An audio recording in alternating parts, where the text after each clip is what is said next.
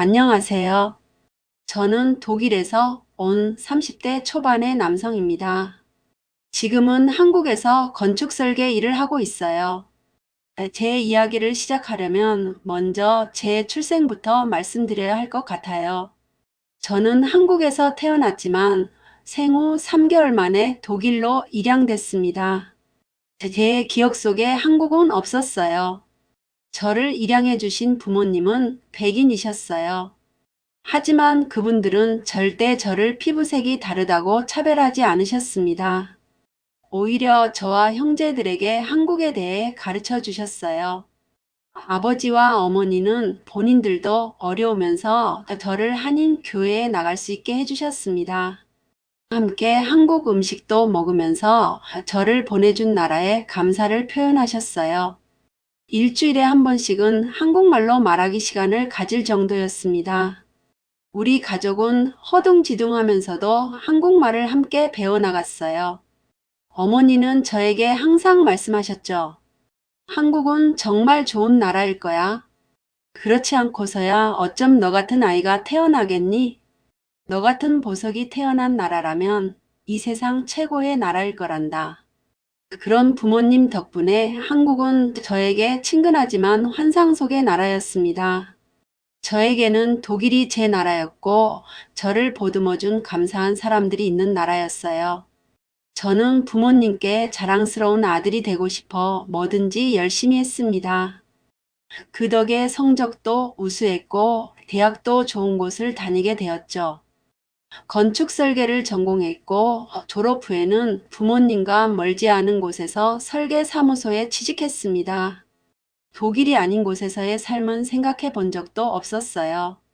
제 인생은 이렇게 쭉 독일에서 이어질 거라 믿었습니다. 그러던 어느 날 동네 체육관에서 운동을 하고 있는 저에게 한 동양인 여자가 말을 걸어왔습니다. 낯설지 않은 한국말로 유학생이세요? 라고요. 저는 입양돼서 독일 사람입니다. 라고 한국말로 대답했습니다. 그 여자는 깜짝 놀라며 독일어가 더 편하시겠네요? 라고 묻더군요. 그 말을 듣고 저는 크게 웃어버렸습니다. 제가 그때까지 만난 거의 모든 사람들은 제가 입양아임을 밝히면 어머 어쩌다가 그랬어요 라고 물었거든요. 그걸 제가 어떻게 아나요? 저는 그저 친부모에게 버려져 생후 3개월밖에 안 된 아기가 비행기를 타고 독일 땅에 와버린 것을요. 그런데 그 여자는 독일어가 더 편하냐고 물으니 저도 모르게 크게 웃음이 나왔습니다. 뭔가 다른 느낌에 더 호감을 느꼈던 것도 같아요. 그날의 시작으로 우리는 가까워졌습니다. 거의 매일 만나 데이트를 했죠. 그 여자는 한국에서 대학교 때 독일로 유학을 왔고 이제 석사 과정을 마치는 사람이었습니다. 그녀의 이야기를 들으며 한국에 대해 많이 배우고 한국어 공부도 더 많이 할 수 있게 되었습니다. 그러면서 우리 둘은 점차 더 많이 사랑하게 되었고요. 그렇게 시간이 흐르고 모든 공부를 마치고 졸업을 앞둔 그녀가 한국에 돌아가야 한다고 했습니다. 그녀는 저에게 프로포즈를 하며 함께 한국으로 가자라고 이야기했습니다. 많은 고민을 했지만 이 여자와 헤어질 수 없었고 그리고 조국이라는 곳이 어떤 곳인지 알고 싶기도 해 한국으로 오게 되었습니다. 물론 그 안에는 저를 낳아준 부모에 대한 궁금증도 있었습니다. 한국으로 가기로 결정하고 부모님께 말씀드렸더니 많이 우셨지만 언젠가는 제가 이럴 줄 알았다고 하시며 저희 앞날에 축복을 해주셨습니다. 부모님과 형제들을 모아놓고 간단하게 결혼식을 올렸습니다. 아내의 부모님들은 다시 한국에 와서 식을 다시 하자고 하셔서 저희 가족과 뜻깊고 아름다운 시간을 보낼 수 있었습니다. 부모님과는 매일 연락하고 1년에 한 번씩은 만나기로 약속을 하고 한국으로 왔습니다. 그렇게 도착한 한국은 정말 멋진 곳이었습니다. 건물이나 풍경들은 여러 책이나 영상 속에서 보던 것보다 더 멋지다고 생각했어요. 음식들도 독일에서 먹던 한국 음식보다 더 훌륭했습니다. 특히나 시장에서 먹는 떡볶이는 정말 너무 맛있더군요. 그리고 김치 종류가 그렇게 많다는 걸 한국에 와서 알았습니다. 독일에서는 배추김치만 먹었거든요. 한국 사람들도 친절하고 좋았습니다. 가끔 너무 빨리 말하는 사람의 말은 알아듣기 어려웠지만 그래도 독일에서보다 저에게 덜 물어보는 것도 좋았어요. 가끔 제 발음 때문에 교포세요? 하는 사람도 있기는 하지만 독일보다 사람들의 시선들이 더 편하다고 느꼈으니까요. 건축 일도 독일에서 하던 일보다 더 재미있었어요. 한국의 건축 양식과 독일의 설계 방식을 접목시키는 게 신선한 도전이었습니다. 회사 동료들도 제 독일식 접근법을 흥미로워했고요. 그렇게 한국에서의 생활은 낯선 것을 배우고 체험해보는 시간을 보내느라 정신없이 흘렀습니다. 물론 그 와중에도 가끔 저를 버린 부모라는 사람들도 여기 어디 살고 있지 않을까라는 궁금증이 없었던 것도 아닙니다. 하지만 두려움이 더 컸습니다. 찾았는데 다른 입양아들의 나쁜 경우처럼 저를 거부한다면 많이 상처받을 것 같았거든요. 아내는 당신이 원할 때 결정하자 난 언제든 찬성이야 라며 제 결정을 존중해 주었습니다. 하지만 저의 마음이 어떤 건지 저도 몰랐기 때문에 쉽게 결정할 수도 없었습니다. 매일 부모님과 통화할 때마다 독일로 돌아가고 싶기도 하고 한국 부모는 날 사랑하지 않아 버렸다는 생각 때문에 더 그랬던 것 같습니다. 그래서 한국은 반갑고 즐거움이 많은 나라였지만 불안함과 괴로움도 가지게 하는 나라였습니다. 그러면서도 명절에는 아내의 고향집으로 가 친척들과 모임을 갖는 것도 즐거움 중 하나였습니다.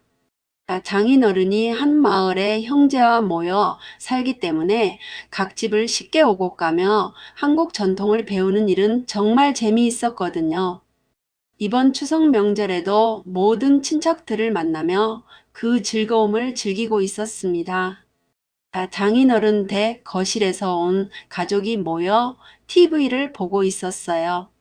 그때 한 다큐멘터리 프로그램이 시작되었습니다. 강원도 산골 마을에서 열심히 살아가는 청년들의 이야기였어요. 저는 별 생각 없이 화면을 보고 있었습니다. 그런데 한 남자가 화면에 나오는 순간 제 심장이 멈춘 것 같았어요. 밭에서 일하는 그 남자의 얼굴이 화면에 클로즈업 되었습니다. 저는 숨이 막혔어요. 그 남자는 저와 똑같이 생겼습니다. 아니, 똑같다는 표현으론 부족했어요. 거울을 보는 것 같았습니다. 저도 모르게 독일어로 욕이 튀어나왔습니다. 아내가 깜짝 놀라 저를 쳐다봤어요. 당신 괜찮아? 무슨 일이야? 저는 떨리는 손으로 TV 화면을 가리켰습니다. 저 사람 좀 봐봐. 아내도 화면을 보더니 입을 막았습니다.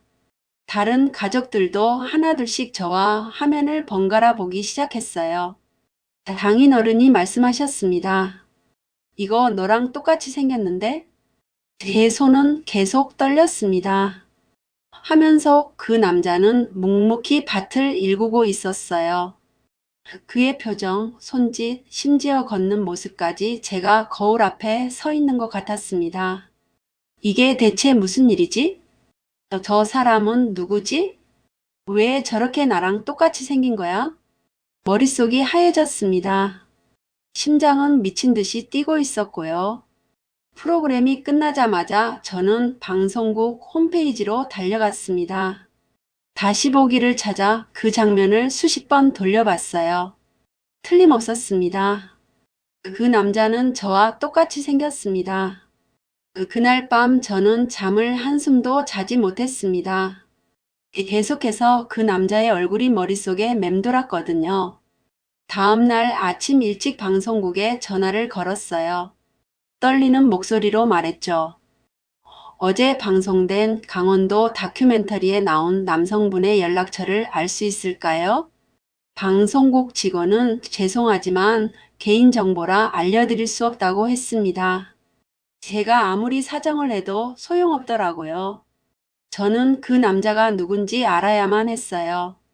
다시 보기를 수십 번 돌려보며 모든 장면을 유심히 관찰했습니다. 다큐멘터리 내용을 정리해봤어요.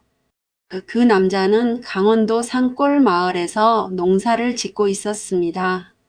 혼자 살면서 바디를 하며 근근히 생계를 이어가는 모습이었어요. 가난해 보였지만 성실했습니다.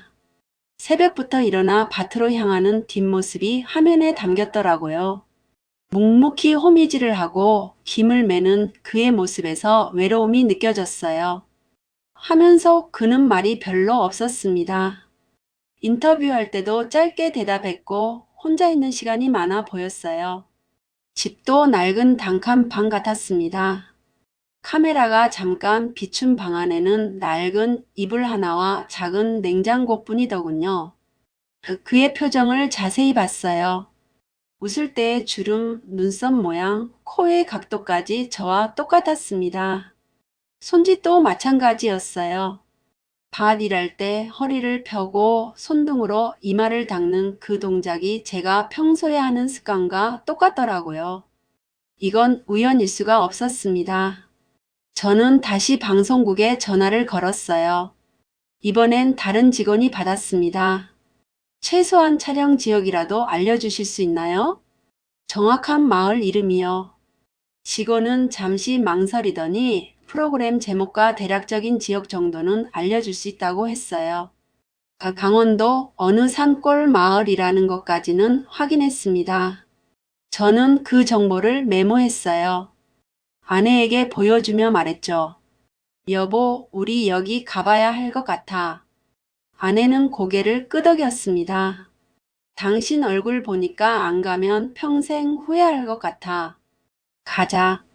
저는 회사에 급히 휴가를 냈어요. 며칠이라도 시간을 내야 했거든요. 그 남자를 찾아야만 했습니다. 그가 누군지 왜 저와 똑같이 생겼는지 알아야만 했어요. 혹시 형제일까? 쌍둥이일까? 온갖 생각이 머릿속을 스쳐 지나갔습니다. 방송 화면을 캡처해서 사진으로 출력했어요. 그리고 지도를 펼쳐놓고 촬영 지역을 추정해 봤습니다. 강원도 산골 마을. 범위가 너무 넓었지만 포기할 수 없었어요. 아내가 제 어깨를 토닥였습니다. 괜찮아. 우리 찾을 수 있을 거야. 저는 고개를 끄덕였어요. 하지만 가슴 한편으론 두려움도 있었습니다. 만약 그 사람이 저를 거부하면 어떻게 하지? 혹시 잘못 본 걸까? 그냥 닮은 사람일 뿐일까? 아니야. 너무 똑같았어. 그건 단순히 닮은 수준이 아니었어. 저는 다시 한번 출력한 사진을 들여다봤습니다. 하면서 그 남자의 외로운 뒷모습이 자꾸 신경 쓰였거든요. 며칠 동안 저는 그 영상만 계속 돌려봤습니다. 출근해서도 퇴근해서도 새벽에 잠이 깨서도 그 장면들을 반복해서 봤어요. 아내가 걱정스럽게 물었습니다. 당신 요즘 밥도 제대로 안 먹고 그 영상만 보는데 괜찮은 거야? 저는 대답할 수 없었어요. 괜찮은 게 아니었거든요. 그 남자의 모든 순간들을 외울 정도로 봤습니다. 밭에서 일할 때의 표정, 물 마실 때 고개를 젖히는 각도, 카메라를 향해 수줍게 웃을 때의 미소, 모든 게 저였어요. 아내가 제 옆에 앉았습니다. 여보, 우리 그냥 강원도 가보는 게 어때? 이렇게 계속 영상만 보고 있으면 답이 안 나올 것 같아. 저는 고개를 들었어요. 아내의 눈빛이 진지했습니다. 가서 직접 찾아보자. 그 마을 가서 사람들한테 물어보고 혹시 알까? 맞아요. 그게 맞았어요. 이렇게 집에서만 고민하고 있을 일이 아니었습니다. 저는 출력해둔 사진들을 다시 꺼내봤어요. 여러 각도에서 캡처한 그 남자의 얼굴들이었습니다. 이 사진들 들고 가서 마을 사람들한테 보여주면 되겠네. 아내가 고개를 끄덕였어요. 응, 분명 누군가는 알 거야. 산골 마을이면 서로 다 아는 사이일 테니까. 저는 지도 앱을 켰습니다. 방송에서 나온 배경들을 토대로 지역을 좁혀나갔어요. 산 모양, 마을 입구의 표지판, 멀리 보이는 다리까지 모든 걸 단서로 삼았습니다. 여기일 것 같아. 이 근처 마을들을 다 돌아봐야 할 것 같은데. 아내가 달력을 펼쳤습니다. 이번 주말에 가자. 금요일 저녁에 출발하면 토요일, 일요일 이틀 동안 찾아볼 수 있을 거야. 저는 가슴이 두근거렸어요. 드디어 그를 만날 수 있을까? 하지만 동시에 두려움도 밀려왔습니다. 여보, 근데 말이야. 뭐? 만약에 그 사람이 날 못 알아보면 어떡해? 아니, 알아봐도 날 거부하면? 아내가 제 손을 잡았어요. 그럴 리 없어. 당신 얼굴 보면 깜짝 놀랄 거야. 똑같이 생겼는데 어떻게 모르겠어. 아니, 그게 아니라 혹시 형제인 걸 알아도 날 만나기 싫어할 수도 있잖아. 나는 독일에서 편하게 살았는데 그 사람은 저렇게 힘들게 살았잖아. 그럼 날 원망할 수도 있지 않을까? 아내는 잠시 말이 없었습니다. 그러다 천천히 입을 열었어요. 그럴 수도 있겠네. 하지만 당신 평생 이렇게 궁금해하면서 살 수는 없잖아. 만나봐야 알지. 안 만나보고는 절대 답을 모를 거야. 맞는 말이었어요. 저는 다시 사진을 들여다봤습니다. 그 남자의 눈빛이 자꾸 신경 쓰였어요. 외로워 보이는 그 눈빛이요. 혹시 그도 가족을 찾고 있는 건 아닐까? 혹시 그도 자기와 닮은 사람이 어딘가에 있을 거라고 생각하고 있는 건 아닐까? 저는 결심했습니다. 가자. 이번 주말에 가는 거야. 못 찾으면 다음 주말에도 가고, 그래도 못 찾으면 그 다음 주말에도 가고, 찾을 때까지 계속 갈 거야. 아내가 환하게 웃었어요. 그래, 그거야. 우리 꼭 찾자. 저는 고개를 끄덕였습니다. 하지만 가슴 속 두려움은 여전했어요. 만약 그가 저를 반기지 않으면? 만약 그가 화를 내면? 만약 그가 왜 이제 와서 나타나냐고 하면? 온갖 최악의 상황들이 머릿속에 그려졌습니다. 하지만 그래도 가야만 했어요. 가지 않으면 평생 후회할 것 같았거든요. 금요일 저녁 우리는 차에 짐을 싣고 강원도로 향했습니다. 내비게이션에 입력한 목적지는 작은 산골 마을이었어요. 밤새 운전을 했어요. 아내가 중간중간 저를 대신해 운전대를 잡아줬지만 저는 잠을 잘 수가 없었습니다. 계속해서 그 남자의 얼굴이 머릿속에 떠올랐거든요. 토요일 새벽에 마을에 도착했어요. 아직 해가 뜨기 전이라 마을은 고요했습니다. 차 안에서 잠깐 눈을 붙이려 했지만 역시 잠이 오지 않았어요. 해가 뜨기 시작했습니다. 마을 입구에 차를 세우고 주변을 둘러봤어요. 방송에서 봤던 그 풍경이 눈앞에 펼쳐졌습니다. 저 산, 저 다리, 저 표지판까지 모두 똑같았어요. 드디어 마을 사람들이 하나둘씩 나오기 시작했습니다. 일찍 일어나 밭으로 향하는 어르신들이 보였어요. 저는 출력해온 사진을 꺼내 들었습니다. 손이 떨렸어요. 아내가 제 어깨를 토닥이며 용기를 북돋아 줬습니다. 괜찮아. 우리 찾을 수 있어. 마을 입구에서 밭으로 향하시는 할머니 한 분을 발견했어요. 저는 천천히 다가가 공손하게 인사를 드렸습니다. 안녕하세요. 할머니가 저를 보시더니 신기한 듯 쳐다보셨어요. 젊은 사람이 여기는 웬일이고? 저기, 혹시 이 사람 아시나요? 떨리는 손으로 사진을 내밀었습니다. 할머니가 안경을 고쳐 쓰시고 사진을 들여다보셨어요. 한참을 보시더니 고개를 끄덕이셨습니다. 이거 민수 아이가? 제 심장이 쿵쾅거렸습니다. 민수. 그 남자의 이름이 민수라는 걸 알게 됐어요. 할머니가 다시 저를 보시더니 깜짝 놀라셨습니다. 아이고, 근데 너는 민수랑 똑같이 생겼네? 쌍둥이가? 저는 대답할 수가 없었어요. 그걸 저도 모르겠으니까요. 그 민수를 어디서 찾을 수 있을까요? 할머니가 산 위쪽을 손으로 가리키셨습니다. 아, 그 총각. 저 위쪽 밭에서 일하던데. 아침 일찍 나가서 해질 때까지 일하는 부지런한 친구지. 저기 저 오솔길 보이제? 저 길 따라 한참 올라가면 밭이 나올 거야. 저는 할머니께 연신 감사 인사를 드렸습니다. 아내와 함께 할머니가 가리킨 오솔길로 향했어요. 좁은 산길이었습니다. 양쪽으로 풀들이 우거져 있었고 돌부리도 많았어요. 조심조심 발걸음을 옮겼습니다.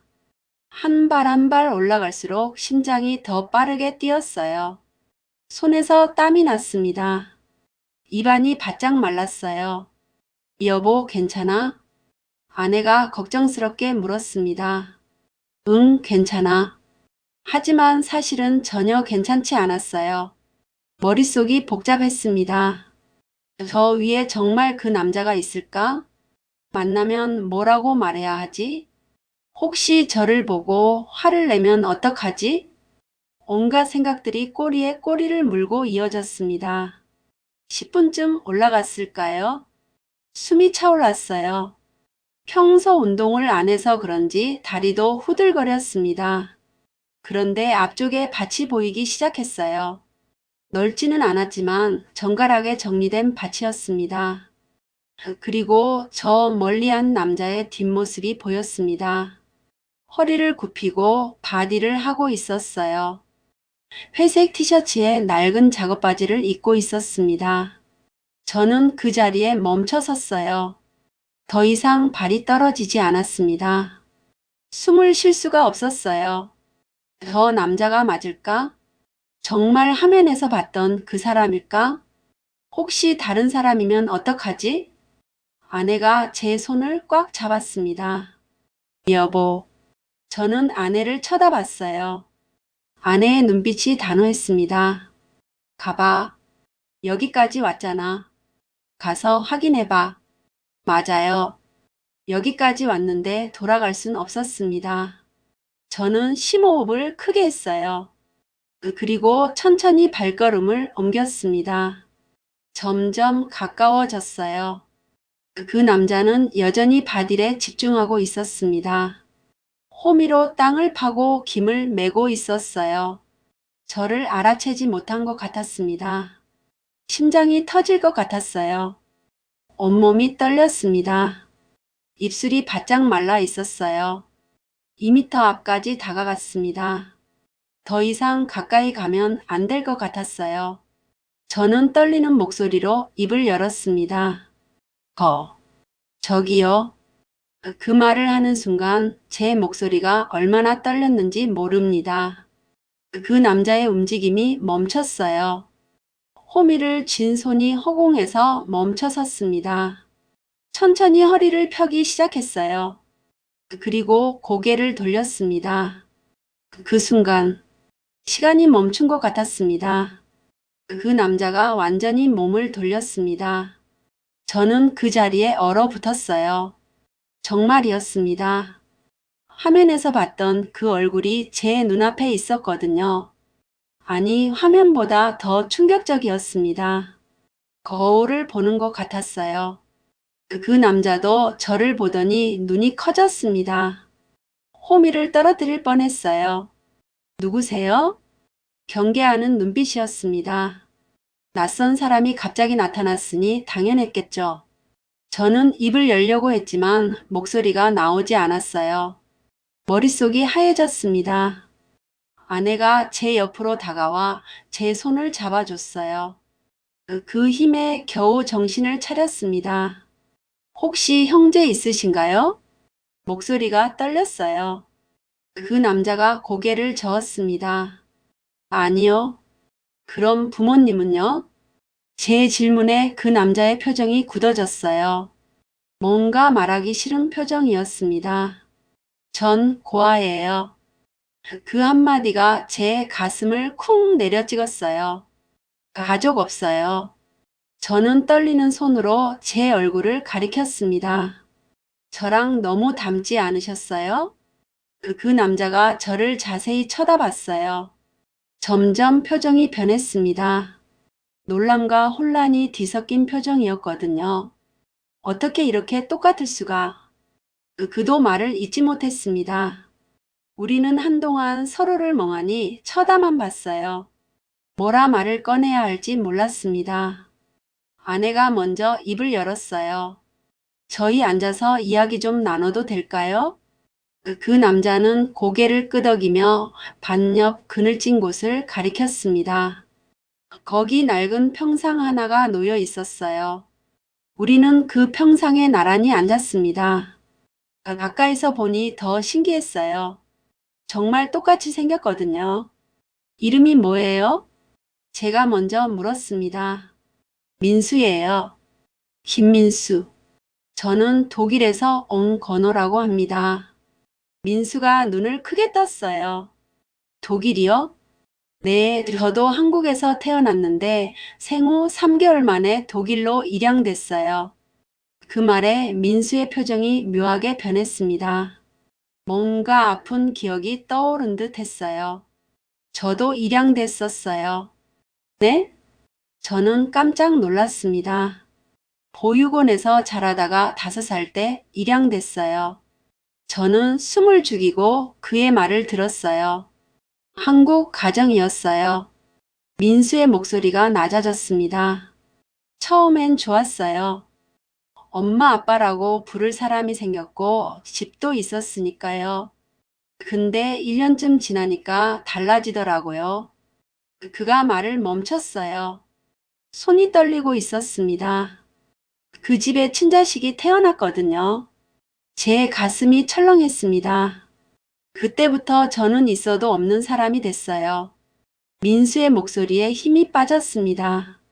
밥을 먹을 때도 그 애만 챙기고 저는 남은 거 먹으라고 했어요. 새 옷도 그 애만 사주고 저는 헌옷만 입었죠. 7살 때부턴 더 심해졌어요. 그의 눈빛이 흔들렸습니다. 조그만 실수만 해도 맞았어요. 그 그릇을 깨뜨렸다고, 숙제를 안 했다고, 동생이 운다고. 이유는 항상 있었죠. 저는 아무 말도 할 수 없었어요. 가슴이 답답했습니다. 밥도 자주 굶었어요. 말 안 들었다고, 공부 못했다고. 배고파서 울면 창고에 가뒀어요. 어두운 창고에 혼자 갇혀 있으면 너무 무서웠어요. 엄마 아빠라고 불렀는데 아무도 안 왔어요. 민수의 눈가가 붉어졌습니다. 10살이 되던 해 겨울이었어요. 또 창고에 갇혔는데 그날따라 너무 춥고 무서웠어요. 그래서 그냥 도망쳤어요. 창고 창문이 작았는데 제 몸이 작아서 빠져나올 수 있었어요. 그렇게 밤새 걸어서 경찰서로 갔어요. 저는 눈물이 날 것 같았습니다. 10살 아이가 겨울밤에 혼자 도망쳤다니. 경찰서에서 보육원으로 연락했고 다시 보육원으로 돌아갔어요. 원장 선생님이 제 몸을 보고 우셨어요. 온몸에 멍이 있었거든요. 민수가 잠시 말을 멈췄습니다. 숨을 깊이 들이마셨어요. 그 후로는 다시 입양 안 갔어요. 원장 선생님도 저를 보내지 않으셨고요. 보육원에서 쭉 자랐어요. 18살이 되자마자 독립했죠. 공부를 잘 못해서 대학은 못 갔어요. 그냥 이것저것 닥치는 대로 일했어요. 식당에서 설거지도 하고 공사장에서 막노동도 했어요. 편의점 알바도 하고 배달도 했죠. 그렇게 떠돌다가 이 마을에 오게 됐어요. 여기 마을 어르신들이 좋으셔서 밭일 도와드리고 조금씩 돈을 벌고 있어요. 민수가 주변을 둘러봤습니다. 많이는 못 벌지만 그래도 먹고 살만해요. 혼자니까 많이 필요하지도 않고요. 그의 목소리가 쓸쓸했습니다. 가족이요? 그런 거 저한테는 없어요. 태어나서 한 번도 가족이라는 걸 가져본 적이 없어요. 저는 더 이상 참을 수가 없었습니다. 눈물이 흘러내렸어요. 같은 얼굴을 하고 태어났는데 저는 독일에서 사랑받으며 자랐고 이 사람은 한국에서 학대받고 버려졌다니. 너무 불공평했습니다. 너무 잔인했어요.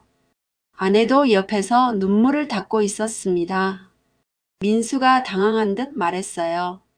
왜 우세요? 제 이야기 때문인가요? 괜찮아요. 다 지난 일이에요. 이제는 익숙해졌어요. 하지만 그의 눈빛은 여전히 외로워 보였습니다. 저는 눈물을 닦으며 물었습니다. 지금은 어디서 사세요? 민수가 산 아래쪽을 가리켰어요. 저기 마을 끝에 작은 방 하나 얻어서 살아요. 월세예요? 네, 한 달에 15만 원이에요. 그것도 마을 이장님이 싸게 해주신 거예요. 15만 원. 독일에서는 상상도 못할 금액이었습니다. 발일 도와드리면 하루에 5만 원 정도 받아요. 날씨 좋을 때는 일거리가 많은데 비 오면 일이 없어서 그때가 힘들죠. 민수가 담담하게 말했어요. 한 달에 보통 50만 원에서 60만 원 정도 벌어요.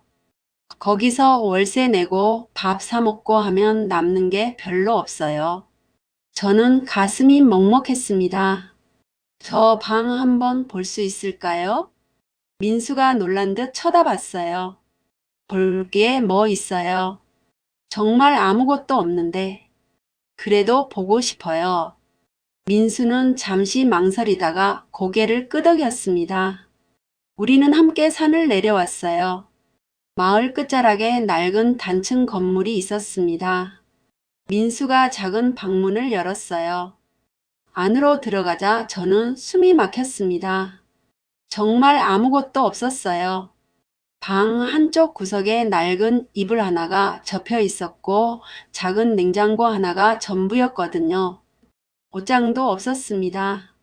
벽에 못을 박아온 몇 벌을 걸어놨더라고요. 책상도 없었어요. 창문 옆에 작은 선반 하나가 있었는데 거기 컵라면 몇 개와 물병이 놓여 있었습니다. 여기서 사세요? 제 목소리가 떨렸어요. 네, 불편하진 않아요. 혼자 자는데 이 정도면 충분해요. 민수가 태연하게 말했지만 제 눈엔 눈물이 고였습니다. 아내도 입술을 깨물고 있었어요. 겨울에는 안 춥나요? 전기장판 하나 있어요. 그걸로 버티죠. 뭐, 민수가 이불을 펼쳐 보여줬습니다. 낡고 얇은 이불이었어요. 냉장고를 열어봤더니 김치통 하나와 물병 몇 개가 전부였습니다. 밥은 어떻게 드세요? 일하러 가면 어르신들이 점심 챙겨주세요. 저녁은 보통 편의점 도시락 사 먹거나 라면 끓여 먹어요. 그의 말투가 너무 담담해서 오히려 더 가슴이 아팠습니다. 마치 이런 삶이 당연한 것처럼 말하고 있었거든요. 친구는 없어요? 제 질문에 민수가 쓸쓸하게 웃었어요. 친구요? 어릴 때부터 친구 사귀는 게 어려웠어요. 그가 창밖을 바라봤습니다. 학대받던 기억 때문인지 사람들 믿기가 힘들더라고요. 누가 친하게 다가오면 겉으론 괜찮은 척 하는데 마음 한편에선 언제 떠날까, 언제 배신할까 그런 생각부터 들어요. 그래서 그냥 혼자 있는 게 편해졌어요. 민수의 목소리가 작아졌습니다. TV에 나온 다큐멘터리 봤어요? 네, 그거 보고 여기까지 찾아왔어요. 거기 나온 거 좀 부끄러워요. 민수가 머리를 극적였어요. 제작진 분들이 열심히 사는 청년들 이야기 만든다고 해서 촬영했는데 너무 포장된 것 같더라고요. 실제로는 그렇게 멋지게 사는 거 아니거든요.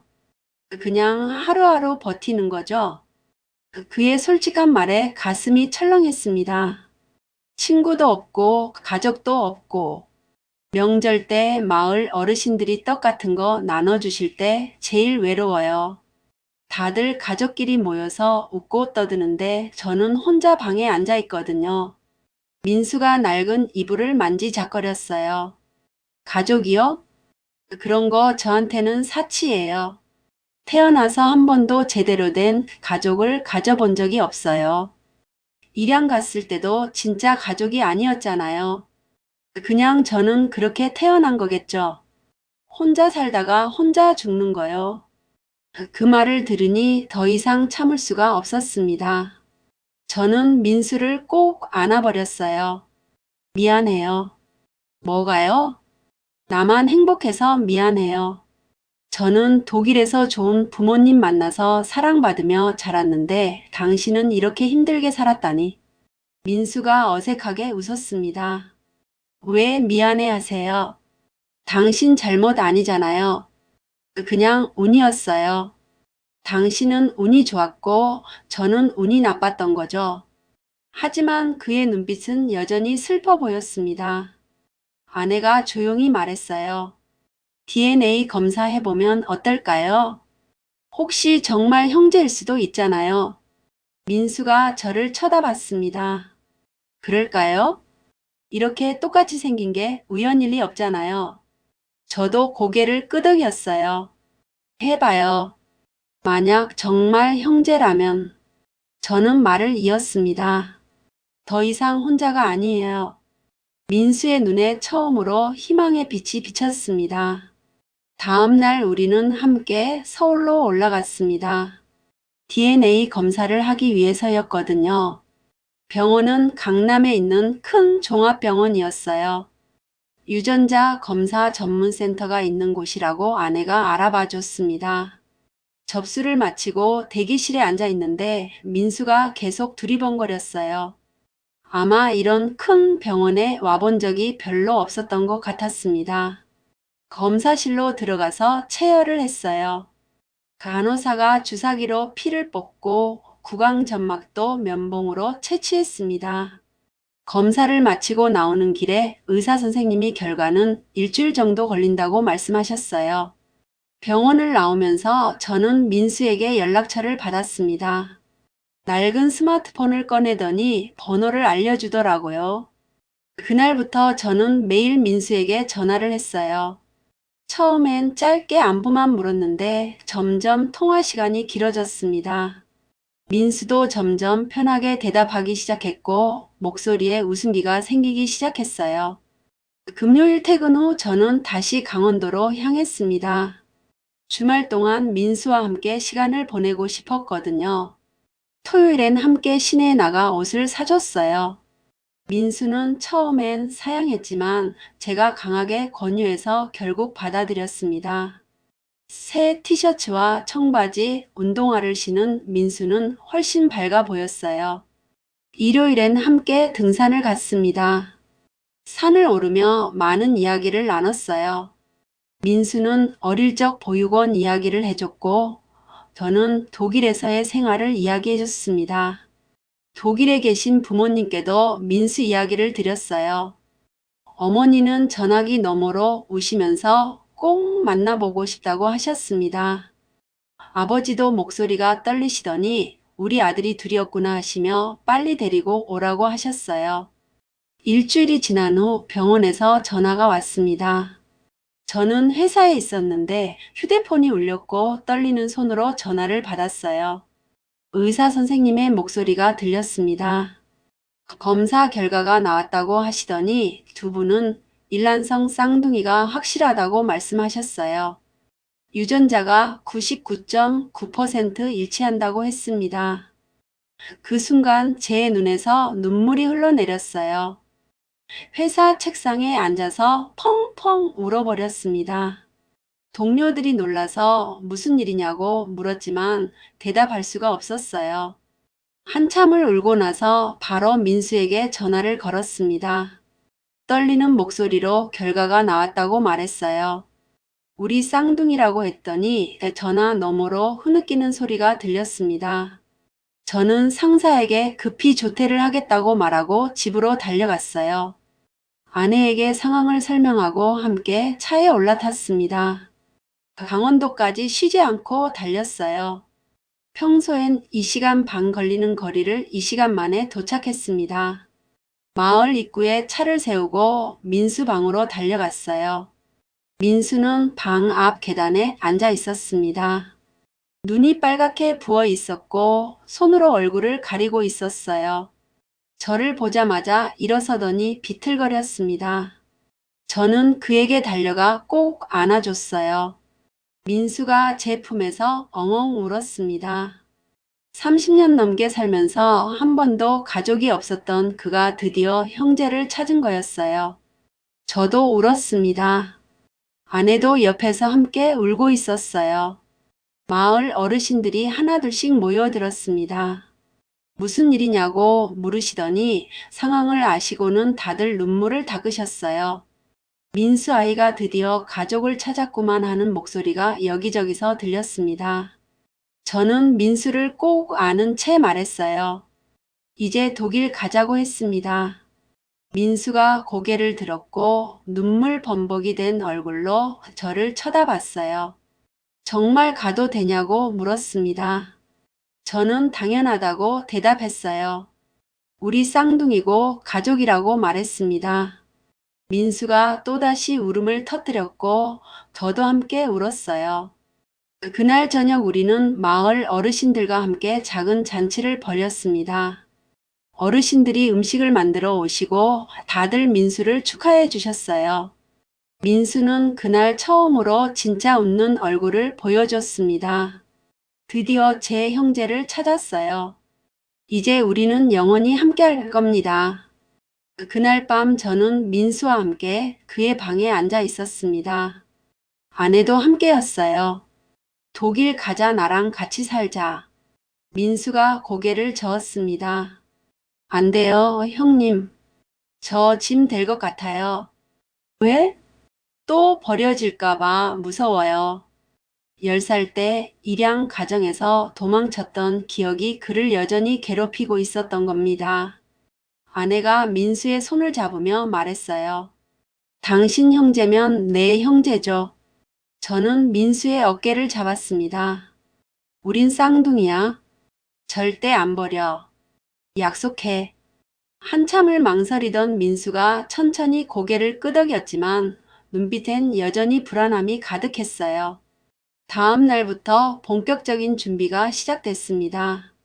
먼저 독일 대사관에 연락해서 비자 신청에 필요한 서류 목록을 받았어요. DNA 검사 결과서와 출생증명서, 여권이 필요했는데 문제는 민수가 여권이 없었다는 겁니다. 구청에 가서 여권 신청을 했고 2주 후에 나온다는 말을 들었어요. 그 사이 저는 민수에게 독일어를 가르치기 시작했습니다. 매일 저녁 화상통화로 간단한 독일어 회화를 연습했고 주말엔 직접 내려가서 가르쳤어요. 민수는 열심히 따라했지만 발음이 어색했고 문법도 어려워했습니다. 독일 부모님께도 연락을 드렸어요. 어머니, 저 형제 찾았어요. 전화 너머로 어머니가 한참을 우셨습니다. 아버지도 목이 메이시더니 말씀하셨어요. 아들이 둘이었구나. 빨리 데리고 와라. 민수와 어머니의 첫 통화도 주선했습니다. 여보세요? 민수야, 나 엄마야. 민수가 떨리는 목소리로 대답했어요.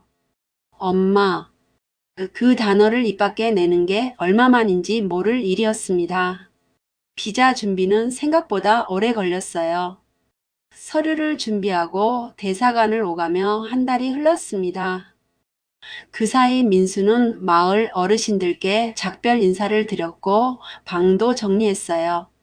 가진 게 별로 없어서 짐은 작은 가방 하나에 다 들어갔습니다. 마지막 날 마을 어르신들이 모여 작은 송별회를 열어주셨어요. 떡과 과일을 준비해 주시고 민수의 앞날을 축복해 주셨습니다. 민수는 어르신들께 한 분 한 분절을 올리며 감사하다고 말했어요. 드디어 비자가 나왔습니다. 비행기 표도 예약했고 출발일은 2주 후로 정했어요. 민수는 점점 더 불안해하는 것 같았습니다. 정말 괜찮을까요? 수없이 물어왔어요. 저는 그때마다 대답했습니다. 괜찮아. 절대 안 버려. 출발 전날 밤 민수가 전화를 걸어왔어요. 형님, 저 너무 무서워요. 뭐가? 낯선 나라 가는 것도 무섭고 새 가족 만나는 것도 무서워요. 그럴만해. 나도 이해해. 하지만 나랑 함께니까 괜찮을 거야. 민수가 한참 침묵하다가 말했습니다. 고마워요, 형님. 그 목소리엔 감사함과 두려움이 동시에 섞여 있었어요. 출발 당일 아침 인천공항에서 민수를 만났습니다. 그는 새로 산 옷을 입고 있었지만 얼굴이 창백했어요. 한숨도 못 잔 것 같았습니다. 괜찮아? 네, 형님. 하지만 그의 손은 계속 떨리고 있었어요. 비행기에 올랐습니다. 민수는 처음 타보는 비행기라며 긴장한 표호로 주변을 둘러봤어요. 12시간의 비행 끝에 프랑크푸르트 공항에 도착했습니다. 입국 심사를 마치고 짐을 찾아 나오는데 저 멀리 부모님이 보였어요. 어머니가 손을 흔들고 계셨습니다. 민수가 제 옆에서 멈춰 섰어요. 형님 저기. 응, 우리 부모님이야. 민수의 얼굴이 더 창백해졌습니다. 우리가 다가가자 어머니가 달려오셨어요. 먼저 저를 안아주시고는 민수를 보셨습니다. 민수야. 어머니가 눈물을 흘리시며 민수를 꼭 안아주셨어요. 민수는 어색하게 서 있다가 천천히 어머니를 안았습니다. 아버지도 다가오셨어요. 민수와 저를 번갈아 보시더니 눈물을 닦으셨습니다. 아들이 둘이었구나. 아버지의 목소리가 떨렸어요. 건호야 고맙다. 동생 찾아줘서. 당연한 거예요, 아버지. 아버지가 민수의 어깨를 두드리셨습니다. 민수야 잘 왔다. 민수가 고개를 숙이며 인사했어요. 안녕하세요. 고생 많았지? 그 말에 민수의 눈에서 눈물이 흘러내렸습니다. 집으로 가는 차 안에서 민수는 계속 창밖만 쳐다봤어요. 낯선 풍경에 놀란 것 같았습니다. 집에 도착하자 형과 누나가 현관에서 기다리고 있었어요. 와, 진짜 똑같이 생겼네. 누나가 소리쳤습니다. 민수 맞지? 내 누나야. 민수가 어색하게 웃으며 인사했어요. 안녕하세요. 어머, 한국말 하네. 독일어도 할 줄 알아? 조금 배웠어요. 형도 다가와 악수를 청했습니다. 반가워, 민수. 나 건호 형이야. 네, 안녕하세요. 민수는 여전히 긴장한 모습이었어요. 저녁 식사 시간이 됐습니다. 어머니가 정성껏 준비하신 음식이 식탁에 가득했어요. 한국 음식도 몇 가지 있었습니다. 김치찌개와 불고기, 잡채까지요. 민수야 한국 음식 그리웠지? 많이 먹어. 어머니가 민수 앞에 음식을 계속 놓아주셨어요. 민수는 조심스럽게 수저를 들었습니다. 한 입 먹더니 눈물을 흘렸어요. 괜찮아? 네. 너무 맛있어서요. 가족들이 다 함께 식사를 하는 모습을 보며 민수는 계속 눈물을 닦았습니다. 식사 후 어머니가 앨범을 꺼내 오셨어요. 건호 어렸을 때 사진이야. 민수도 보자. 앨범을 펼치자 제 어린 시절 사진들이 나왔습니다. 돌잔치 사진, 유치원 사진, 초등학교 입학 사진. 민수가 사진들을 하나하나 들여다봤어요. 이게 나였을 수도 있었겠네요. 그의 목소리가 떨렸습니다. 민수야, 너도 사진 있어? 누나가 물었어요. 조금만요. 민수가 가방에서 낡은 봉투를 꺼냈습니다. 안에 사진 몇 장이 들어 있었어요. 보육원에서 찍은 사진들이었습니다. 5살쯤 됐을 때 사진, 초등학교 운동회 사진. 어머니가 그 사진들을 보시더니 울음을 터뜨리셨어요. 이렇게 혼자. 아버지도 눈물을 닦으셨습니다.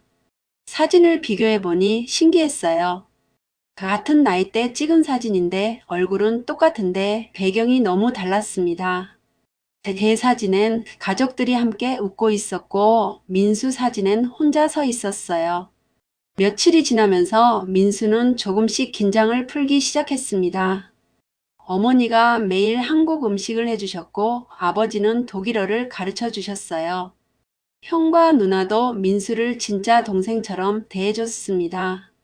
일주일쯤 지났을 때 저는 민수와 함께 해외입양아 지원 단체를 방문했어요. 친부모를 찾아보고 싶다고 말했습니다. 상담사가 우리의 이야기를 듣고는 자료를 찾아봤어요. 두 분 모두 같은 날 같은 시설로 보내졌네요. 어떻게 찾을 수 있을까요? 출생신고가 안 돼 있어서 쉽지 않을 것 같습니다. 상담사가 난처한 표정을 지었어요. 보통 이런 경우 친부모가 의도적으로 흔적을 지운 거예요. 그럼 못 찾는 건가요? 불가능하진 않지만 시간이 오래 걸릴 겁니다. 몇 년 걸릴 수도 있어요. 민수가 고개를 떨궜습니다. 집으로 돌아오는 길에 민수가 말했어요. 형님 괜찮아요? 응? 친부모 못 찾아도 괜찮아요. 정말? 네. 이미 가족 생겼잖아요. 민수가 웃었습니다. 어머니, 아버지도 있고 형님도 있고 이게 가족이구나 싶어요. 처음으로 알았어요. 가족이 있다는 게 이런 거구나. 저도 민수의 손을 잡았어요. 그래, 우리가 가족이지. 고마워요, 형님. 뭐가? 날 찾아줘서요. 혼자가 아니게 해줘서요. 우리는 함께 집으로 돌아갔습니다. 이제 민수는 더 이상 혼자가 아니었어요. 해시태그 섹션 11- 통쾌한 역전. 독일 생활이 한 달쯤 지났을 때 저는 민수를 회사로 데려갔습니다. 제가 다니는 건축설계 사무소였어요. 사장님께 민수를 소개했더니 흔쾌히 일자리를 제안해 주셨습니다. 건축설계 보조로 일해볼래요? 제가요? 하지만 독일어도 서툰데요. 천천히 배우면 돼. 건호가 도와줄 거야. 민수는 다음 주부터 출근하기 시작했어요. 처음엔 간단한 도면 정리부터 시작했습니다. 제가 옆에서 하나하나 알려줬어요. 이건 이렇게 하는 거야. 네, 형님. 민수는 열심히 배웠습니다. 독일어도 빠르게 늘었어요. 회사 동료들과 대화하면서 자연스럽게 익혔거든요. 3개월쯤 지나자 민수는 혼자서도 일을 처리할 수 있게 됐습니다. 사장님도 만족해 하셨어요. 민수 일 잘하네. 성실하고. 6개월이 지났을 때 사장님이 민수를 불러 정식 직원 계약서를 내밀었습니다. 축하해, 민수. 이제 정식 직원이야. 민수가 눈을 크게 떴어요. 정말요? 그럼 월급도 올려줄게. 민수는 그날 집에 돌아와 어머니께 말씀드렸습니다. 어머니, 저 정식 직원 됐어요. 어머니가 민수를 꼭 안아주셨어요. 정말 잘했구나, 아들. 민수는 첫 월급을 받자마자 부모님께 선물을 사드렸습니다. 아버지께는 와인을, 어머니께는 꽃다발을요. 이럴 필요 없는데. 아니에요. 받아주세요. 부모님은 기쁘게 받으셨어요. 민수는 또 작은 아파트를 얻어 이사를 했습니다. 부모님 집에서 10분 거리였어요. 너무 가까운 거 아니야? 제가 물었습니다. 아니에요. 자주 보고 싶어서요. 민수가 웃으며 말했어요. 매주 일요일엔 가족 모임이 있었습니다. 부모님 집에 모여 함께 식사를 하고 이야기를 나눴어요. 민수는 한 번도 빠지지 않고 참석했습니다. 11월이 됐을 때 누나가 물었어요. 민수야, 생일이 언제야? 모르겠어요. 정확한 생일을. 그럼 건호랑 같은 날로 하자. 너희 쌍둥이잖아.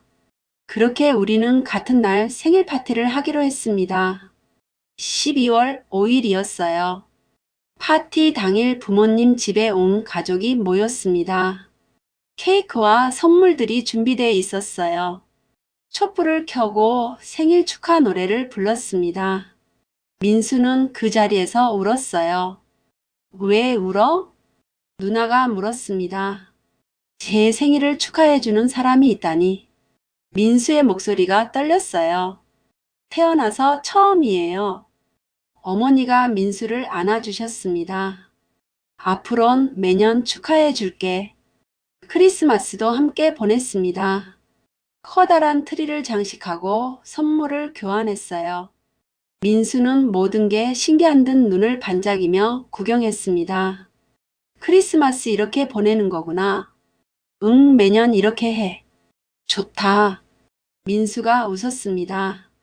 다음에 봄 아내가 임신 소식을 알렸어요. 가족 모임에서 발표했더니 모두 환호했습니다. 민수도 기뻐하며 축하해줬어요. 형님 축하해요. 고마워 민수야. 더 삼촌 되는 거죠? 그럼 당연하지. 민수의 눈이 반짝였습니다. 아이가 태어난 날 민수가 병원으로 달려왔어요. 작은 아기를 보더니 눈물을 흘렸습니다. 안아볼래? 제가 물었습니다. 제가요? 응, 삼촌인데. 민수가 조심스럽게 아기를 안았어요. 떨리는 손으로 아기를 보며 말했습니다. 이 아이는 절대 혼자 안 되게 할게요. 제가 평생 지켜줄게요. 저는 민수의 어깨를 두드렸습니다. 고마워, 민수야. 아니에요, 형님. 제가 더 고마워요. 민수는 정말 좋은 삼촌이 됐어요. 주말마다 우리 집에 놀러와서 아기를 돌봐줬습니다. 마이너스 마이너스 마이너스. 해시태그 섹션 12 마이너스 여운 있는 마무리. 그렇게 시간이 흘러 지금은 2년이 지났습니다. 저와 민수는 매일 함께 출퇴근을 해요. 아침마다 민수가 제 집 앞에서 기다리고 있습니다. 형님 출발해요. 응 가자. 차 안에서 이런저런 이야기를 나누며 회사로 향합니다. 회사 동료들도 우리를 구분 못할 때가 많아요. 너 건호야, 민수야? 저 민수예요. 아, 미안, 헷갈렸어. 우리는 그럴 때마다 웃습니다. 퇴근 후에도 자주 만나요. 함께 저녁을 먹거나 운동을 하거나 영화를 보러 갑니다. 부모님은 아들이 둘이라 행복하다고 자주 말씀하세요. 건호야, 민수 데리고 와줘서 고마워. 당연한 거예요, 어머니. 우리 집이 더 시끌벅적해졌어. 아버지도 웃으시며 말씀하셨습니다. 지난달엔 특별한 일이 있었어요. 제 회사 동료 중 한 명이 민수에게 관심을 보였거든요. 안나라는 독일 여자였습니다. 민수 정말 성실하고 착하네요. 안나가 저에게 말했어요. 그치? 우리 동생 괜찮지? 혹시 여자친구 있어요? 없어. 소개해줄까? 저는 민수에게 안나 이야기를 꺼냈습니다. 민수야, 우리 회사 안나 알지? 네, 알죠. 너한테 관심 있대. 민수가 깜짝 놀랐어요. 저한테요? 응, 만나볼래? 형님 민수가 머뭇거렸습니다. 나도 이제 사랑받아도 되는 거 맞아요? 그 질문에 제 가슴이 먹먹해졌어요. 당연하지. 넌 사랑받을 자격 있어. 정말요? 그럼 행복해질 자격 있어. 저는 두 사람의 만남을 주선했습니다. 처음엔 어색해하더니 점점 가까워지더라고요. 지금은 공식적으로 사귀고 있습니다. 민수가 안나를 가족 모임에 데리고 왔을 때 부모님도 반겨주셨어요. 안나 자주 놀러와. 감사합니다, 어머니. 지난 주말엔 민수와 단둘이 맥주를 마셨습니다. 강가에 앉아 맥주캔을 따며 이야기를 나눴어요.